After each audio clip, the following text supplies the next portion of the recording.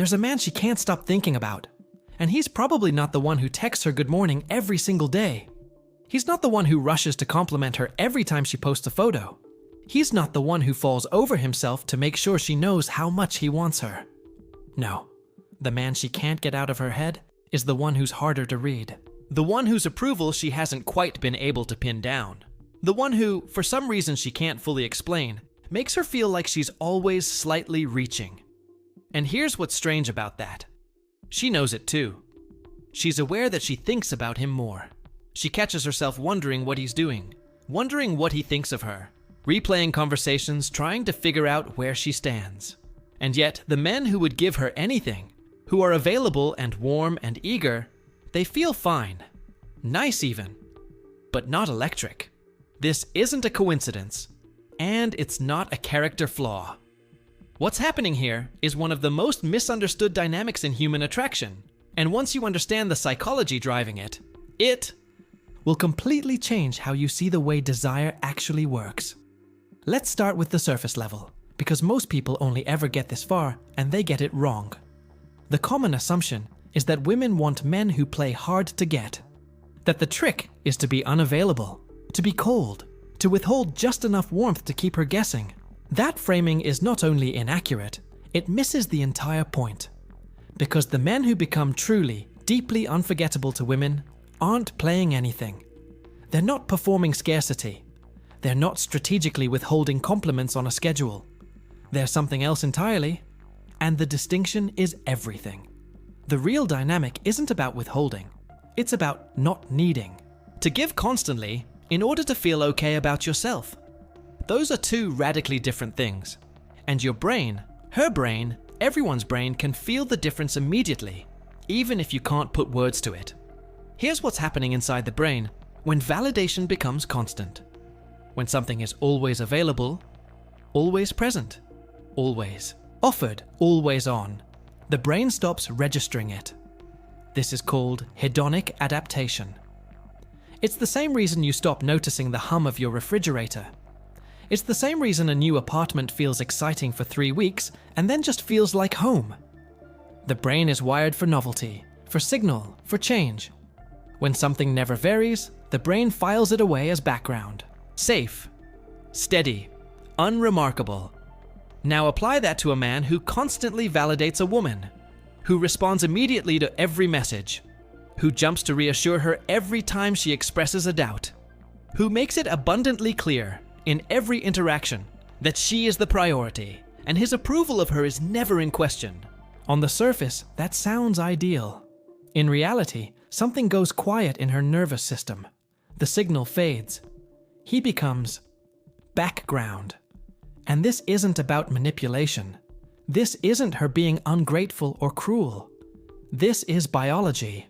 Her brain is doing exactly what brains do, filtering out constant stimuli, flagging the variable ones.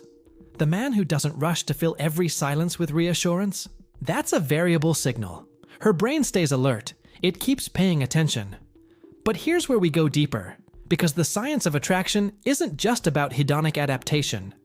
There's something more specific happening that turns interest into obsession. Psychologists have a name for it: intermittent reinforcement. When rewards, emotional ones, relational ones, come unpredictably, the brain doesn't just notice them, it fixates on them. It creates a feedback loop that researchers describe as more powerful than consistent reward. You see this in gambling. You see this in social media scrolling. And you see this in attraction. When a man's warmth is consistent, but not constant. When his approval is real, but not automatic. Her brain begins to work for it. Not because she's weak or naive, but because this is how the human reward system is built. The brain assigns higher value to things it has to stay engaged to receive. Now, this is crucial to understand. This is not a reason to be cold, withholding, or emotionally unavailable. Those behaviors don't create healthy attraction. They create anxiety, insecurity, and ultimately resentment. What we're talking about is something far more grounded than that. We're talking about a man who has a rich interior life that exists entirely independent of any woman's opinion of him. That's the first layer that women secretly obsess over, and it's more specific than most people realize. Consider the man who genuinely listens to her. He's present in conversation. He notices things. He remembers what she said 2 weeks ago about her sister. But when she says something fishing for a compliment, something like, "Ugh, I look terrible in this photo," he doesn't immediately rush in with, "No, you're so beautiful." He might just say, "Yeah, that angle's not your best," or he might change the subject entirely. Not because he's being unkind, not because he doesn't find her attractive, but because her self-image isn't something he feels responsible for managing. It isn't his job, and he's comfortable enough in himself to know that. She will think about that response for days, not because it was devastating, because it was honest, because it treated her like someone who could handle reality, because it didn't perform for her, and because somewhere underneath the slight sting of it, she recognized something rare. A man who isn't afraid of her reactions. That quality, that unafraid quality, is one of the most compelling things a man can possess. And it almost always comes paired with the absence of excessive validation. This brings us to something most people completely miss about the dynamic of power in attraction, and it's worth sitting with for a moment. When a man constantly validates a woman, when he leaps to her emotional rescue, rushes to smooth over every tension, makes her comfort his primary emotional project, there's an invisible structure being established. She becomes the one whose reactions he's managing. He becomes the one doing the managing. On the surface, it looks generous. Underneath, it places her in the position of power, and him in the position of service. And here's the quiet truth about that arrangement. It creates distance. Not because women don't appreciate care, they do, deeply. But there's a difference between a man who cares and a man who performs care in order to manage his own anxiety about her approval. The first creates warmth. The second creates a dynamic that, over time, she starts to feel trapped in. Because she can sense, even if she can't name it, that his attentiveness isn't really about her. It's about him needing to feel secure. When a man stops orienting his emotional output around her reactions, something shifts in the architecture of the relationship. Suddenly, he's not positioned below her. He's beside her. And that's a fundamentally different feeling. She starts to wonder what he's thinking instead of managing what she thinks about herself. She starts to show up differently, more genuinely, less performed, because she's not being handled. She's being met. The obsession that develops in a woman's mind around a man who doesn't seek her validation is almost always misread as playing games or being mysterious. But what's actually generating that pull is something far more elegant. It's the simple fact that when he doesn't need her approval, she stops taking her own for granted.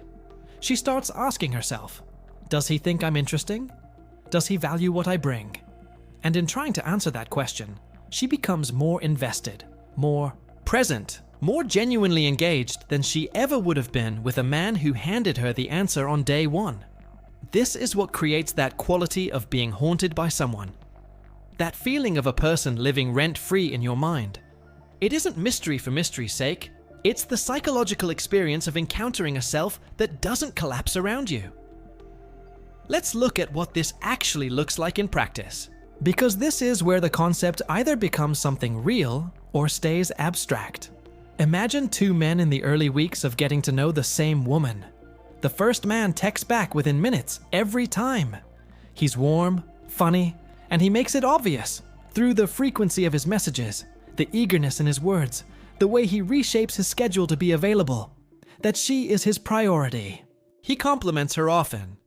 When she seems uncertain about something, he jumps in to reassure her. When she's quiet, he fills the silence. He is, by any traditional standard, doing everything right. The second man texts back when he has something to say. Sometimes that's fast. Sometimes hours pass. He's warm when they talk, fully present and genuinely interested. But his life doesn't seem to pause between conversations. He mentions things he's been doing, things he's thinking about, without centering any of it around her. When she says something self-deprecating, he doesn't rush to counter it. He engages with what she actually said.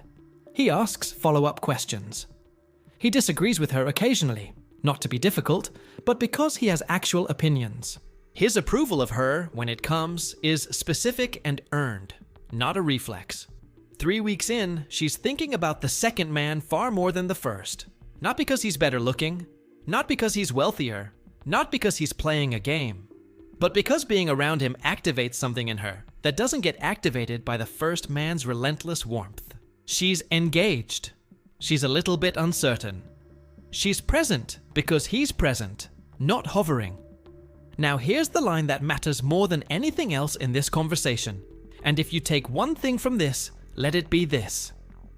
The dynamic we've been describing only works, and only matters, when it comes from a man who is genuinely grounded in himself.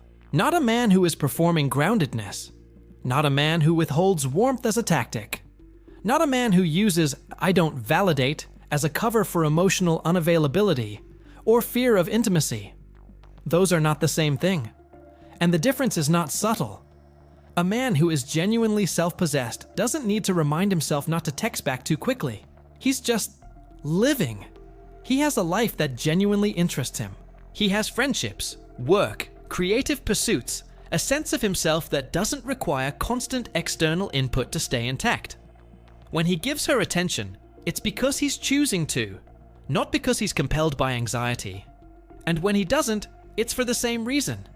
Because he's genuinely elsewhere, not because he's watching the clock. That authenticity is what she's actually sensing when she finds herself obsessing.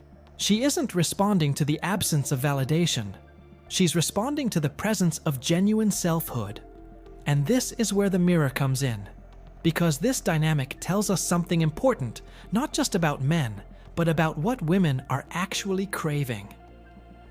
When a woman finds herself drawn to a man who doesn't orbit her emotional world, what she's really gravitating toward is the feeling of being with someone complete.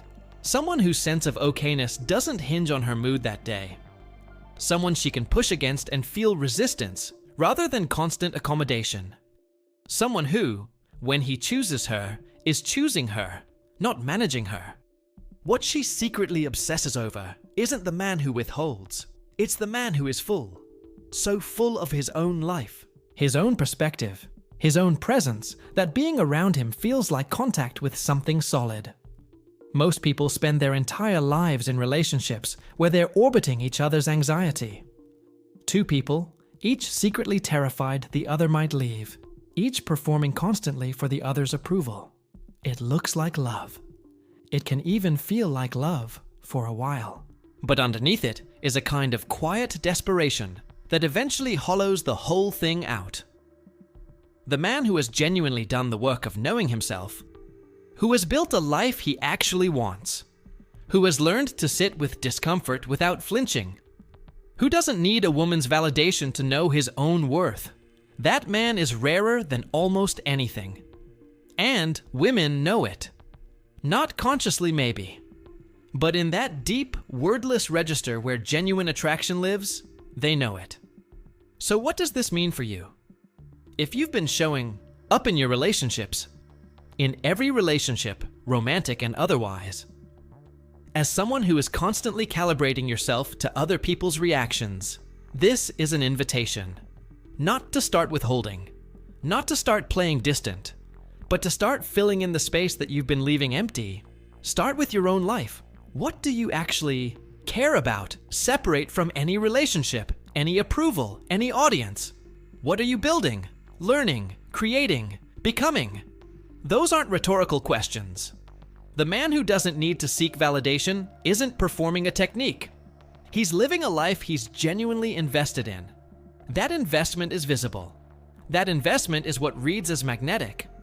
When you spend your morning doing something that matters to you, not because it impresses anyone, but because it's yours, and you walk into your day from that place, something shifts in how you move through the world. You become less reactive, less anxious, less in need of constant external confirmation that you're okay. And that quality, that settled, quietly confident quality, is not something you can fake for long, but it is something you can build. Start being honest, even when honesty is slightly uncomfortable. Not brutal, precise. Say what you actually think. Disagree when you actually disagree. Give compliments when you mean them specifically, not as a reflex. Your words start to mean something when they're not perpetually available, when they come from a place of genuine observation rather than a need to smooth things over. Get comfortable in silence. When there's a pause in conversation, resist the urge to fill it immediately. Let things breathe. Not as a strategy, as a practice in being present without performing presence. And perhaps most importantly, let your interest in someone coexist with your interest in yourself. You can care deeply about a person and still have a life that doesn't pause when they're not in it. You can be warm and attentive and present without making them your primary project. Those things aren't in conflict. In fact, the ability to hold both at once is precisely what makes you the kind of man she can't quite get out of her head. Here's what she's really craving.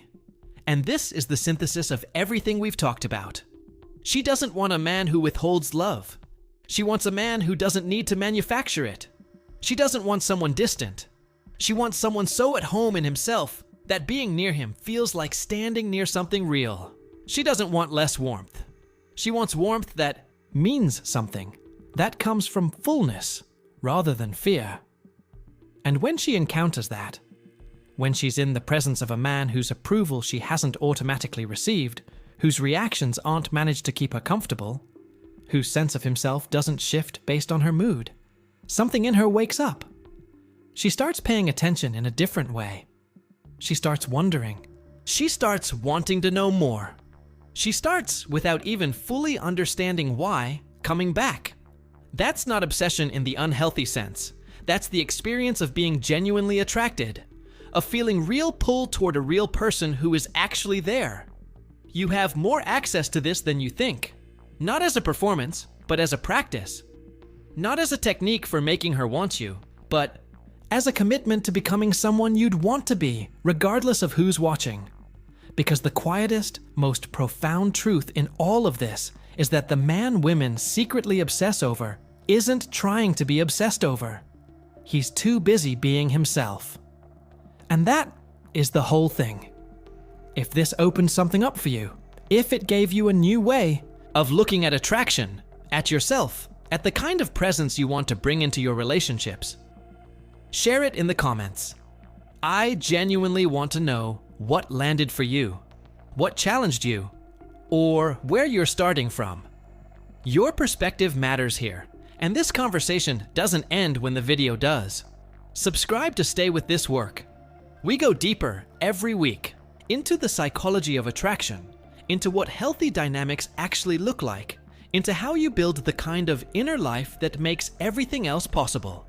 This is just the beginning.